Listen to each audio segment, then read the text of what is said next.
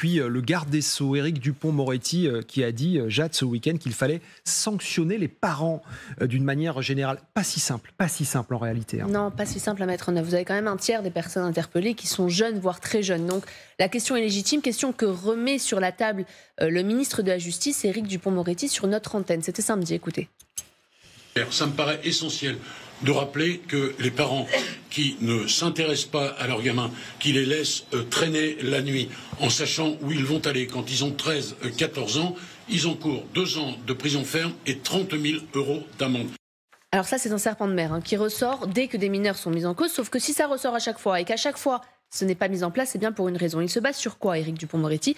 Sur cet article du Code pénal qui permet en fait d'engager la responsabilité pénale des parents en cas, pour résumer, de défaut d'éducation des parents. Sauf que cette responsabilité pénale, elle est loin, très loin d'être évidente à mettre en place. C'est ce que m'expliquait un avocat hier. D'abord, en pénal, vous avez un principe fondamental. Nul n'est responsable que de son propre fait. C'est-à-dire que chacun ne peut être responsable qu'en raison d'un fait qui lui est propre. Considérez donc d'office que la responsabilité pénale des parents est engagée à cause de vos enfants, c'est contrevenir à ce principe fondamental, et ça forcément le monde judiciaire ne le voit pas d'un très bon œil. Puis il faut prouver le lien de causalité. Alors là c'est quasi mission impossible, il faut se demander en fait, parce qu'on ne fait pas n'importe quoi avec le droit, il faut prouver que le comportement du mineur est la conséquence directe d'une éducation défaillante. Et pas forcément la faute, par exemple, de fréquentation un petit peu douteuse. Alors je regardais, il y a un tribunal correctionnel qui a déjà condamné une mère de famille parce qu'elle laissait trop souvent son enfant sortir le soir sans surveillance.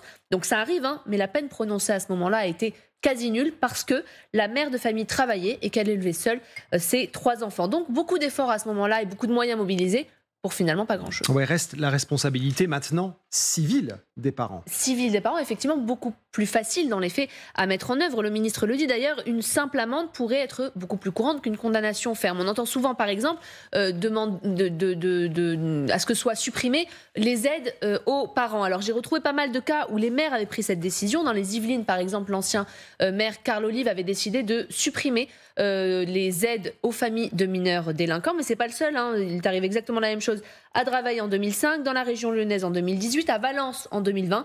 Sauf qu'à chaque fois derrière, ça ne suit pas. Le tribunal administratif, pour le cas le plus récent, avait annulé la décision de l'ancien maire Carl Olive pour faute de base légale. Donc en fait, systématiquement, on a des peines qui sont brandies, mais qui relèvent plus de la menace qu'autre chose, parce qu'en fait, entre la volonté et la mise en œuvre, il y a le droit qui freine des 4 fers, de peur d'ouvrir la boîte de Pandore. Merci beaucoup, ma chère Jade. Pas si simple, effectivement, à mettre en route dans la réalité. Alors, chacun a dans la classe politique, chacun a son avis, bien sûr, sur ce qui s'est passé et dans la manière que l'exécutif a de gérer cette situation. Effectivement, ça n'a pas échappé à Jean-Luc Mélenchon, le leader de la France insoumise, qui était sur notre plateau hier. Il dénonce, vous allez l'entendre, la pression de la police.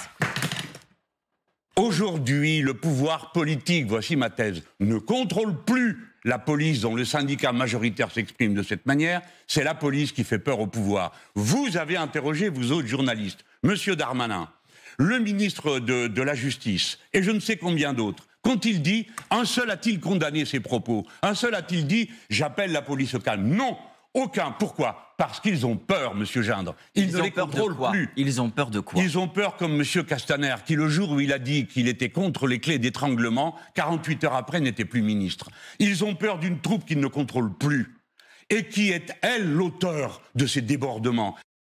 Voilà, les mots sont très forts, Virginie Leguet, Mélenchon, donc Jean-Luc Mélenchon qui l'affirme, l'exécutif n'a plus la main. Oui, Jean-Luc Mélenchon n'est pas à l'abri de contre-vérités. Je rappelle que le policier à l'origine de la mort de Nahel est en détention provisoire et mis en examen pour homicide volontaire. Donc l'État n'a pas peur de sanctionner quand il faut sanctionner et les choses sont lancées. Je rappelle que Jean-Luc Mélenchon n'est absolument pas dans l'apaisement de façon générale. Il prône une insurrection civique. Il a appelé à l'insurrection civique. Il a appelé à mettre à bas la mauvaise République. Je parle de notre 5e République. Et il a même dit qu'il faut prendre les puissants par les cheveux. Jean-Luc Mélenchon applique sa théorie de la conflictualité, veut aller au chaos et veut remplacer l'actuelle République par une 6e République. Et tous les moyens sont bons pour arriver à ses fins.